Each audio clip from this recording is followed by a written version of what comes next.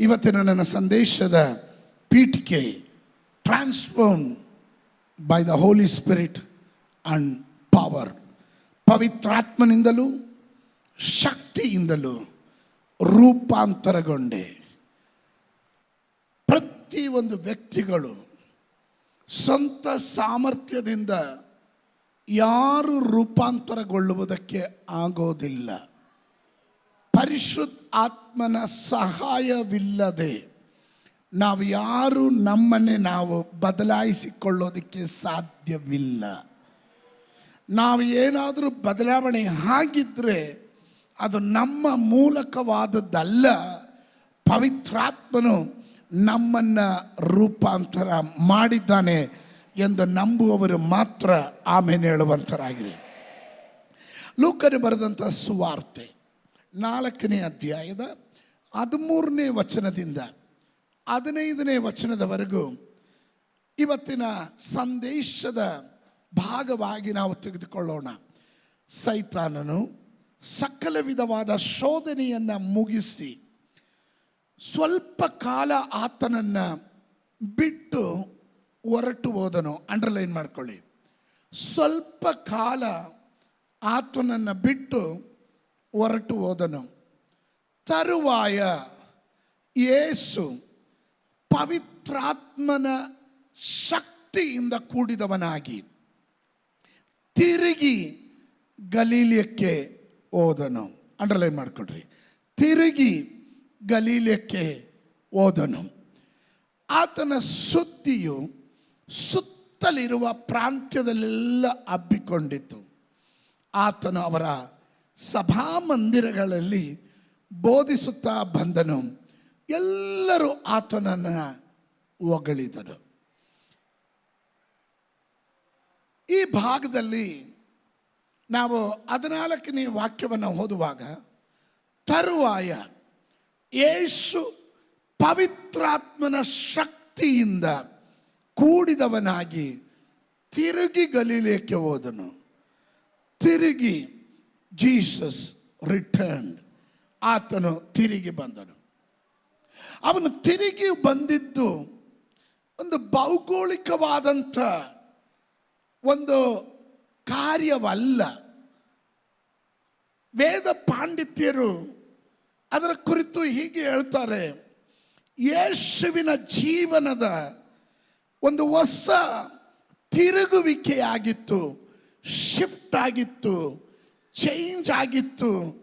ಆತನ ಜೀವನದ ಒಂದು ನೂತನವಾದ ಕಾರ್ಯ ಆರಂಭಿಸುವ ಗಳಿಗೆ ಆಗಿತ್ತು, ಅಥವಾ ಹೊಸ ಅಧ್ಯಾಯವನ್ನು ಆರಂಭಿಸುವ ಸಂದರ್ಭವಾಗಿತ್ತು ಎಂದು ನಾವು ಕಾಣ್ತೇವೆ. ಈ ವಾಕ್ಯದಲ್ಲಿ 5 ಕಾರ್ಯಗಳನ್ನು ನಾವು ಗಮನಿಸ್ಬೋದು.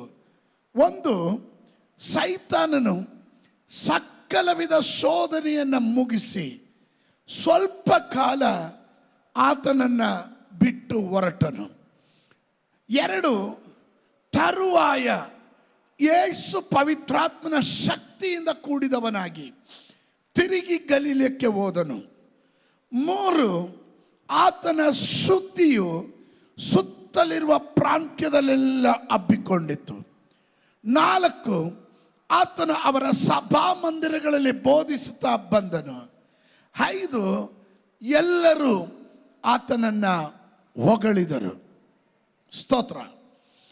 ಯೇಸುವಿನ ಜೀವನದಲ್ಲಿ ಆರಂಭದಲ್ಲಿ ಯೇಸುವಿನ ಚರಿತ್ರೆಯನ್ನು ನಾವು ಬಹಳ ಗಮನಿಸ್ತಾ ಬಂದರೆ 30 ವರ್ಷಗಳು ಆತನ ಜೀವನ ಅಸ್ಪಷ್ಟತೆ ಇತ್ತು. ಯಾವುದು ನಮಗೆ ವಿವರವಾಗಿ ಗೊತ್ತಾಗೋದಿಲ್ಲ. ಆದರೆ 30 ವರ್ಷಗಳ ನಂತರ ದಿಢೀರಂತ ಯೇಸು ರಂಗ ಪ್ರವೇಶ ಮಾಡ್ತಾರೆ. ಆರಂಭದಲ್ಲಿ ಜನನವಾಯಿತು. ಆ ನಂತರ 12ನೇ ವಯಸ್ಸಿನಲ್ಲಿ ಒಂದು ಭಾಗ ನಾವು ಗಮನಿಸ್ತೇವೆ. ಆಮೇಲೆ ಯೇಸುವಿನ ಕುರಿತು ಏನು ನಾವು ಕಾಣೋದಿಲ್ಲ. ಆದರೆ 30ನೇ ವರ್ಷದಲ್ಲಿ ತಕ್ಷಣವಾಗಿ ಯೇಸುವಿನ ವಿಷಯವಾಗಿ ಆತನನ್ನು ಎದುರುಗೊಳ್ಳೋದಕ್ಕೆ ದೇವರು ತನ್ನ ಅಭಿಷಕ್ತನಾದ ಸ್ನಾನಿಕನಾದ ಯೋಹಾನನಿಗೆ ಸಿದ್ಧತೆ ಮಾಡಿಕೊಟ್ಟಿದ್ದಾನೆ. ಯೋಹಾನನು ತಾನು ಕೂಗಿ ಹೇಳ್ತಾನೆ, ಇಗೋ ಯಜ್ಞಕ್ಕೆ ದೇವರು ನೇಮಿಸಿರುವ ಕುರಿಯಾದಾತನು. ಹಾಗೆ ಆತನು ಯೇಸು ಸ್ನಾನಿಕನಾದ ಯೋಹಾನನ ಬಳಿಗೆ ಬರ್ತಾನೆ. ಸ್ನಾನಿಕನಾದ ಯೋಹಾನನ ಕೈ ಕೆಳಗಡೆ ದೀಕ್ಷಾ ಸ್ನಾನ ಹೊಂದೋದಕ್ಕೆ ಬಯಸುವಾಗ ಸ್ನಾನಿಕನಾದ ಯೋಹಾನನು ಹೇಳ್ತಾನೆ, ಸ್ವಾಮಿ, ನಾನು ನಿನ್ನಿಂದ ದೀಕ್ಷಾ ಸ್ನಾನ ಹೊಂದುವುದು ಒಳ್ಳೆಯದು, ಆದರೆ ನೀನು ನನ್ನಿಂದ ದೀಕ್ಷಾ ಸ್ನಾನ ಹೊಂದುವುದು ಸರಿಯಲ್ಲ ಅಂತ ಹೇಳುವಾಗ, ಸತ್ಯಕ್ಕೆ ಹೀಗೆ ಒಪ್ಪಿಕೋ, ಎಲ್ಲ ನೀತಿಯು ನೆರವೇರಬೇಕು ಅಂತ ಹೇಳಿ ಯೇಸು ಸ್ವಾಮಿ ಸ್ನಾನಿಕನಾದ ಯೋಹಾನನ ಕೈ ಕೆಳಗಡೆ ಯೋರ್ದಾನ್ ನದಿಯಲ್ಲಿ ತಾನು ದೀಕ್ಷಾ ಸ್ನಾನ ಹೊಂದುತ್ತಾನೆ. ಆ ನಂತರ ಪರಲೋಕ ತೆರೆಯಲ್ಪಡುತ್ತದೆ. ಅಲ್ಲಿಂದ ಆಕಾಶವಾಣಿ ಆಗುತ್ತದೆ, ಇವನು ನನ್ನ ಪ್ರಿಯ ಕುಮಾರನಾಗಿದ್ದಾನೆ, ಇವನಲ್ಲಿ ನಾನು ಒಲಿದಿದ್ದೇನೆ ಎಂದು. ಹಲ್ಲೆಲೂಯ. ಆಕಾಶವಾಣಿ ಆಗುತ್ತದೆ. ಪರಲೋಕದಿಂದ ಪರಿಶುದ್ಧಾತ್ಮನು ಪಾರಿವಾಳದ ರೂಪದಲ್ಲಿ ಆತನ ಹೆಗಲ ಮೇಲೆ ಬಂದು ಕುಳಿತುಕೊಳ್ಳುತ್ತಾನೆ. ಇದೆಲ್ಲ ಸಂದರ್ಭ ನಮಗೆ ಗೊತ್ತಿರುವಂಥದ್ದೇ ಆಗಿದೆ. ಪ್ಲೇಸ್, ಪರಲೋಕದಿಂದ ಒಂದು ಶಬ್ದ ಕೇಳಿದೆ, ಈಸ್ ಮೈ ಬಿಲವಡ್ ಸನ್, ಆತನು ನನ್ನ ಪ್ರಿಯ ಕುಮಾರನಾಗಿದ್ದಾನೆ. ಈ ವಾರ್ತೆ ಎಲ್ಲ ಕೇಳುವಾಗ ನನ್ನ ಜೀವನದಲ್ಲಿ ಅನೇಕ ಪ್ರಶ್ನೆಗಳು ಬಂತು. ಯೇಸು ಸ್ವಾಮಿ ಎಲ್ಲಿಗೆ ವಾಪಸ್ ಬರ್ತಾ ಇದ್ದಾನೆ? ಈಸ್ ಕಮಿಂಗ್ ಬ್ಯಾಕ್ ಟು ಗಲೀಲಿಯಕ್ಕೆ ಬರ್ತಾ ಇದ್ದಾನೆ. ನೀವು ಚೆನ್ನಾಗಿ ಅರ್ಥ ಮಾಡ್ಕೊಬೇಕು.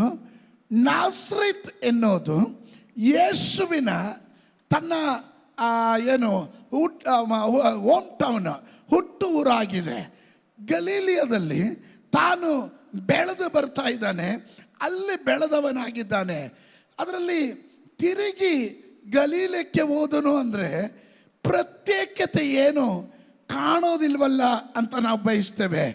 ಆದರೆ ಇವತ್ತು ಪರಿಶುದ್ಧಾತ್ಮ ನನಗೆ ಜನರಿಗೆ ಹೇಳೋದಕ್ಕೆ ಹೇಳಿದನು, ನನ್ನ ಜನರಿಗೆ ಹೇಳು, ಕೆಲವೊಂದು ರೊಟೀನ್ ಆಗಿ ನಡೀತಿರುವ ಕಾರ್ಯಗಳು, ವಾಡಿಕೆ ಪ್ರಕಾರ ನಡೀತಿರುವ ಕಾರ್ಯಗಳು, ಯಾವುದು ಹೊಸತನ ಇಲ್ಲದೆ ಇದ್ದರೂ ಸಹ ನಿಮಗೆ ಎಲ್ಲ ಹಳೇ ರೀತಿಯಲ್ಲೇ ಹೋಗ್ತಾ ಇದೆ ಅಂತ ಅನಿಸಿದ್ರು, ಇವತ್ತು ಪರಿಶುದ್ಧಾತ್ಮನು ನಿಮಗೆ ಆಲೋಚನೆ ಹೇಳಕ್ಕೆ ಹೇಳಿದನು. Hallelujah, you are returning to your call. ನಿಮ್ಮ ಕರೆಗೆ ತಕ್ಕ ಹಾಗೆ ನೀವು ಹಿಂತಿರುಗಿ ಬರ್ತಾ ಇದ್ದೀರಾ, ವಾಪಸ್ ಬರ್ತಾ ಇದ್ದೀರಾ. ನಿಮ್ಮ ಆಶೀರ್ವಾದದ ಕಡೆಗೆ ನೀವು ತಿರುಗಿ ಬರ್ತಾ ಇದ್ದೀರಾ.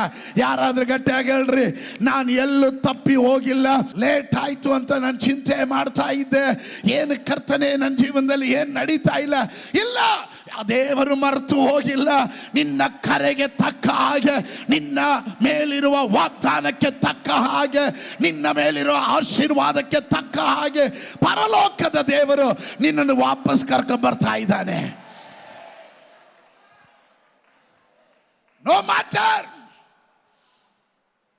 ನಿನ್ನ ಜೀವನದಲ್ಲಿ ಯಾವ ಮಂಡಳದಲ್ಲಿ ಏನೇನು ಸಂಭವಿಸ್ತೋ ನನಗೆ ಗೊತ್ತಿಲ್ಲ. You are coming back.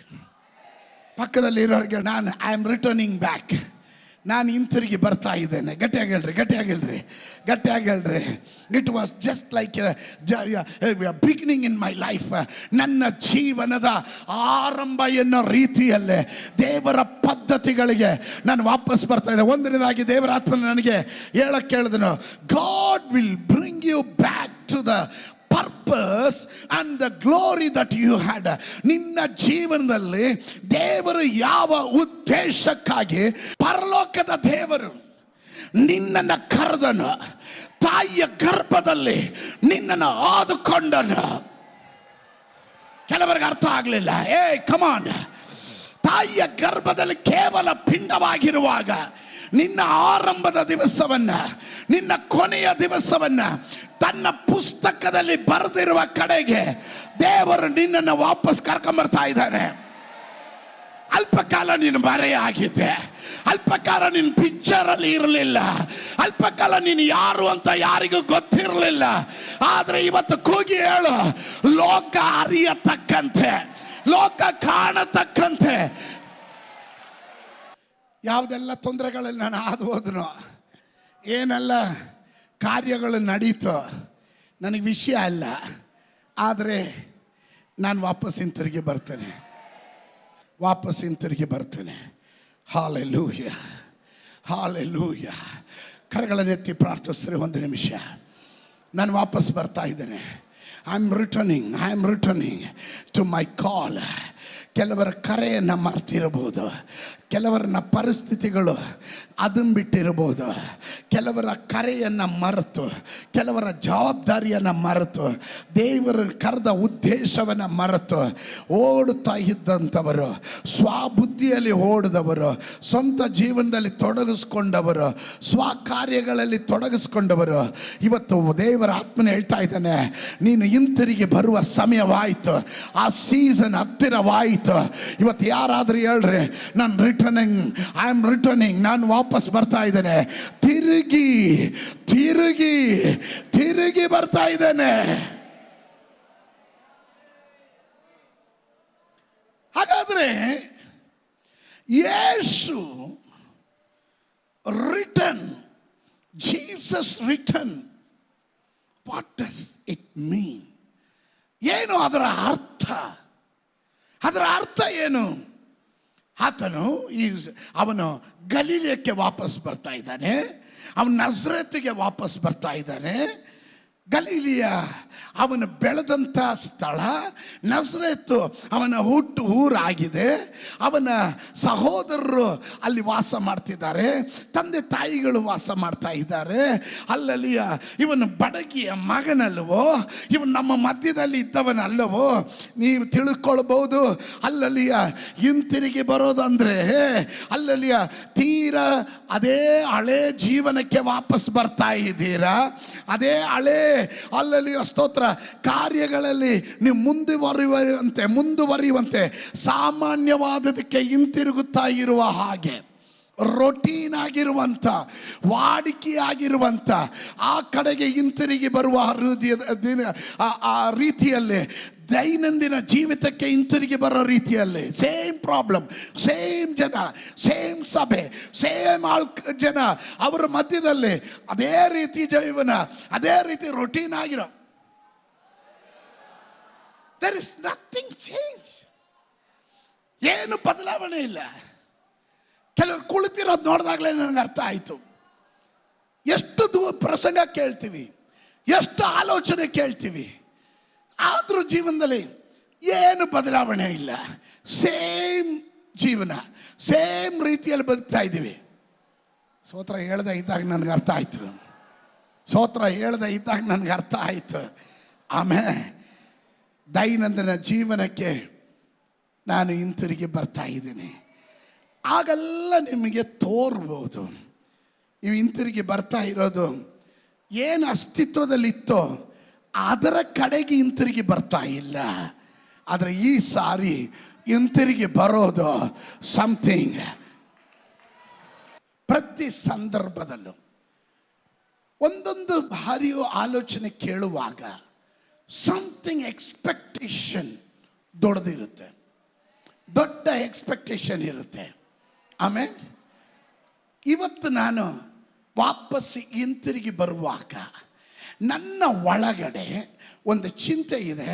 Same ಅದೇ ಜಾಗಕ್ಕೆ ವಾಪಸ್ಸು ಯೇಸು ಸ್ವಾಮಿ ಸೈತಾನನಿಂದ ಪರಿಶೋಧನೆಗೆ ಒಳಪಟ್ಟು 30 ವರ್ಷಗಳ ನಂತರ ತನ್ನ ಸೇವೆಗೆ ಬರುವಾಗ ದೀಕ್ಷಾಸ್ನಾನ ಹೊಂದಿ ಪವಿತ್ರಾತ್ಮನ ಭರಿತನಾಗಿ ಅವನು ಸೇವೆಗೆ ಒಂದು ಒಳ್ಳೆ ಸ್ಟೇಜು, ದೊಡ್ಡ ಕ್ರೂಸೈಡು ಎಲ್ಲ ಓಪನ್ ಆಗುತ್ತೆ ಅಂತ ನೋಡಿದಾಗ ಸೈತಾನ ಹೇಳಿದನು, ಬಾ ನಾನು ನಿನ್ನನ್ನು ಪರಿಶೋಧನೆ ಮಾಡಬೇಕು.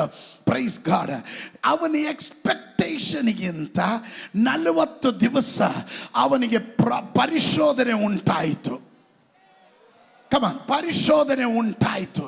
40 ದಿವಸ ಅವನು ಸೈತಾನನಿಂದ ಪರೀಕ್ಷಿಸಲ್ಪಟ್ಟವನು, ಪರಿಶೋಧನೆಗೆ ಒಳಪಟ್ಟನು. ಆ ನಂತರ ನಾವು ಓದಿದ ವಾಕ್ಯದಲ್ಲಿ ಕಾಣುತ್ತವೆ, ಸ್ವಲ್ಪ ಕಾಲಕ್ಕೆ ಸೈತಾನನು ಅವನನ್ನು ಬಿಟ್ಟು ಹೋದನು. ಹಲ್ಲೆಲೂಯ.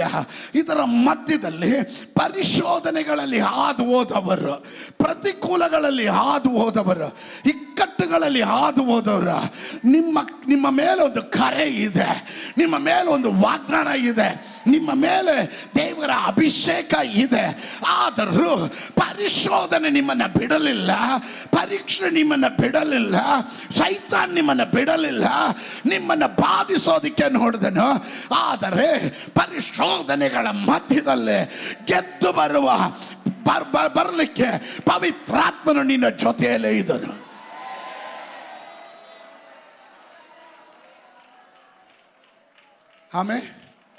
ಆಮೇಲೆ ಅರ್ಥ ಆಗ್ತಾ ಇದೆಯಾ? There is nothing change. He is coming back to the same Galilee. ಅದೇ ಗಲೀಲಕ್ಕೆ ವಾಪಸ್ ಬರ್ತಾನೆ. ನಿಮ್ಮನ್ನು ನಿಂದಿಸಿದ ಜನರ ಮಧ್ಯದಲ್ಲಿ, ಅವಮಾನ ಮಾಡಿದ ಜನರ ಮಧ್ಯದಲ್ಲಿ, ನಿಮ್ಮನ್ನು ನಗೆ ಪಾಠಕ್ಕೆ ಒಳಪಡಿಸಿದ ಅದೇ ಜನರ ಮಧ್ಯದಲ್ಲಿ ನೀವು ವಾಪಸ್ ಬರುವಾಗ, ಆದರೆ ಈ ಸಾರಿ ವಾಪಸ್ ಬರುವಾಗ ನೀವು ಸಾಧಾರಣ ರೀತಿಯಲ್ಲ ಬರೋದು. ಈ ಸಾರಿ ತಿರುಗಿ ಬರೋದು ಒಂದು ವ್ಯತ್ಯಾಸಕರವಾಗಿರುತ್ತದೆ. ಕಮಾನ್ ಸಂಬಡಿ ಶೌಟ. ನಾನು ವಾಪಸ್ ಬರೋದು, ದೇವರು ನನ್ನನ್ನು ಕರೆತರ್ತಾ ಇರೋದು, ಸೇವೆಗೆ ನನ್ನನ್ನು ಅಭಿಷೇಕ ಮಾಡ್ತಾ ಇರೋದು ಸಾಧಾರಣವಾದ ಒಂದು ಲೈಫ್ ಲೀಡ್ ಮಾಡೋದಕ್ಕಲ್ಲ. ನನ್ನ ಮೇಲೆ ಒಂದು ಪ್ರತ್ಯೇಕವಾದ ಅಭಿಷೇಕ ಇದೆ, ದ ಪರ್ಪಸ್ ಇದೆ, ನನ್ನ ಮೇಲೆ ಒಂದು ಕರೆ ಇದೆ. ಆ ಕರೆಗೆ ಅನುಗುಣವಾಗಿ ಪರಿಶುದ್ಧಾತ್ಮ ನನ್ನನ್ನು ನಡೆಸ್ತಾ ಇದ್ದಾನೆ. ಅನೇಕ ದೇವ ಸೇವಕರು ಆಲೋಚನೆ ಹೇಳ್ತಾರೆ, 21 ದಿವಸನೂ ಆಲೋಚನೆ ಕೇಳ್ತಾನೆ ಇರ್ತೀವಿ. ಕೇಳಿದ ಆಲೋಚನೆ ಎಲ್ಲ ತಗೊಂಡು ಮತ್ತೆ ವಾಪಸ್ ಎಲ್ಲಿಗೆ ಹೋಗ್ತೀವಿ? ನಮ್ಮ ಸ್ವಂತ ಊರಿಗೆ ಹೋಗ್ತೀವಿ, ಸ್ವಂತ ಮನೆಗೆ ಹೋಗ್ತೀವಿ, ಅದೇ ಪ್ರತಿಕೂಲ ಇರುವ ಜನರ ಮಧ್ಯದಲ್ಲೇ ಹೋಗ್ತೀವಿ, ಈ ಜನರ ಮಧ್ಯದಲ್ಲೇ, ನಮ್ಮನ್ನು ನಿಂದಿಸಿದ ಜನರ ಮಧ್ಯದಲ್ಲೇ ತಿರ್ಗಾ ಹೋಗ್ತೀವಿ. ಅದರಿಂದ ಏನು ಪ್ರತ್ಯೇಕತೆ ಕರ್ತನೆ? ಅದೇ ವ್ಯವಸ್ಥೆಗೆ, ಅದೇ ಅಸ್ತಿತ್ವದಲ್ಲಿರುವಂಥ ವ್ಯವಸ್ಥೆಗೆ ನಾವು ವಾಪಸ್ ಹೋಗ್ತಾ ಇರೋದ್ರಿಂದ ಏನಾದರೂ ಪ್ರಯೋಜನ ಇದೆಯಾ? ಇವತ್ತು ಈ ಆಲಯ ಬಿಡೋಕ್ಕೆ ಮುಂಚೆನೇ ನೀವೇ ನುಡಿಬೇಕು, ಈ ಸಾರಿ ನಾನು ತಿರುಗಿ ಬರ್ತಾ ಇರೋದು, ಈ ಸಾರಿ ನಾನು ತಿರುಗಿ ಗಲೀಲಿಯಕ್ಕೆ ಬರ್ತಾ ಇರೋದು ಅಲ್ಲಲ್ಲಿಯ ಒಂದು ಪ್ರತ್ಯೇಕ ನಿಯೋಗದೊಂದಿಗೆ ಬರ್ತಾ ಇದ್ದೇನೆ. ಹಾಗೆ ತಿಳಿದುಕೊಳ್ಳುವವರು ಮಾತ್ರ ಒಂದು ಆಮೇನ್ ಹೇಳ್ರಿ. ಪರಿಶುದ್ಧಾತ್ಮ ನನಗೆ ಹೇಳೋದಕ್ಕೆ ಹೇಳಿದನು, ಈ ಸಾರಿ ಇದರ ಒಳಗಡೆ ಉಪವಾಸ ಪ್ರಾರ್ಥನೆಗೆ ವಿವಿಧ ಜಿಲ್ಲೆಗಳಿಂದ ಬಂದವರು, ವಿವಿಧ ತಾಲೂಕುಗಳಿಂದ ಬಂದವರು ಹಿಂತಿರುಗಿ ಹೋಗುವಾಗ ನೀವು ಸಾಧಾರಣ ಬಂದವರ ರೀತಿಯಲ್ಲಿ ಹಿಂತಿರುಗಿ ಹೋಗೋದಿಲ್ಲ. ನಿಮ್ಮ ಗ್ರಾಮಗಳಿಗೆ ಹೋಗುವಾಗ, ನಿಮ್ಮ ಜಿಲ್ಲೆಗಳಿಗೆ ಹೋಗುವಾಗ, ನಿಮ್ಮ ಸಭೆಗಳಿಗೆ ಹೋಗುವಾಗ ಒಂದು ಆರ್ಡಿನರಿ ಲೆವೆಲಿಂದ ಎಕ್ಸ್ಟ್ರಾ ಆರ್ಡಿನರಿ ಲೆವೆಲ್ಗೆ ಸೋತ್ರ ನನಗೆ ಪರಿಶುದ್ಧಾತ್ಮನ ಹೇಳಿದ್ದನ್ನು ನಾನು ಹಾಗೆ ಬರೆದಿಟ್ಟಿದ್ದೀನಿ ಇದರಲ್ಲಿ. ಸೋತ್ರ ಒಂದು ಆರ್ಡಿನರಿ ಲೆವೆಲಿಂದ ನಿನ್ನನ್ನು ನೋಡುವವರಿಗೆ ಗೊತ್ತಾಗುತ್ತೆ ಸಮಥಿಂಗ್ ಚೇಂಜ್.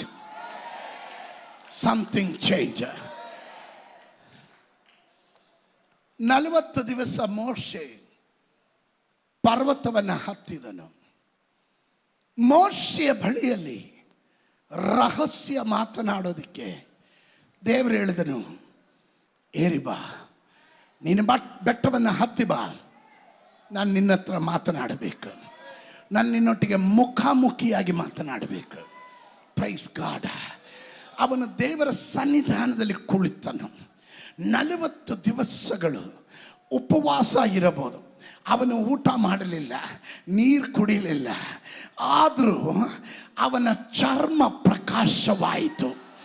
ಅವನ ಕೆಳಗಡೆ ಇಳಿದು ಬರುವಾಗ ಅವನ ಮುಖ ನೋಡಿದವರಿಗೆಲ್ಲರಿಗೂ ಗೊತ್ತು, ಸಾಧಾರಣವಾಗಿ ಹೋದವನು ಅಸಾಧಾರಣವಾದ ರೀತಿಯಲ್ಲಿ ಇಳಿದವ. ನೀನು ವಾಪಸ್ಸು ಬರುವಾಗ ದೇವರು, God is giving a chance to you. ಒಂದು ರಿಪೆಂಟ್ ಆಗುವವರಿಗೆ, ಪಶ್ಚಾತ್ತಾಪ ಪಡೋರಿಗೆ. ಕೆಲವರು ಮೊಂಡ್ರಾಗಿದ್ದಾರೆ, ಅವರಿಗಿದು ಅನ್ವಯಿಸೋದಿಲ್ಲ. ಪಶ್ಚಾತ್ತಾಪ ಪಟ್ಟು ತಪ್ಪನ್ನು ತಿದ್ಕೊಂಡು ದೇವರ ಸನ್ನಿಧಾನದಲ್ಲಿ ಅಡ್ಡ ಬೀಳುವವನು ನಂಬರ್ 1.